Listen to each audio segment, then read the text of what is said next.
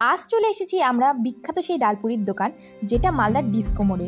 আর এখানে কিন্তু সকাল সকাল এসেছিলাম একটু ফাঁকা পাওয়ার আশায়, কিন্তু আমরা কোনো রকমভাবেই এই দোকানটায় ফাঁকা পাই না। যতবারই আসি তখনই দেখি মানুষের এত সমাগম আর এত ভিড়, প্রায় আমরা তখন 1 ঘন্টা ধরে দাঁড়িয়েছিলাম। আর সকাল হতে দেখেছো এখানে মানুষ যেমন অফিস যাওয়ার আগে খেয়ে যায়, আর আমরা কিন্তু ঠিক অফিস টাইমের আগে এসেছিলাম। তখন বাজে সকাল 7:30 নাগাদ।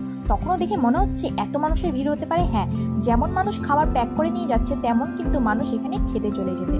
আমরাও নিয়ে এসেছিলাম সেই হাতেই দুটো প্লেট। তো এক প্লেটে ছিল 3টে করে পুরি। দেখো এখানে মানুষ কিভাবে খাচ্ছে আর প্যাক করে নিয়ে যাচ্ছে।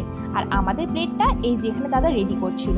আর দেখো এখানে চলে এসেছে আমাদের প্লেটগুলো। এক প্লেটে 3টে করে পুরি দিয়েছে, তার সাথে দিয়েছে এই ছোলা আর আলুর তরকারি, আর তার সাথে দিয়েছিল পুদিনা আর এই ধনেপাতার চাটনিটা।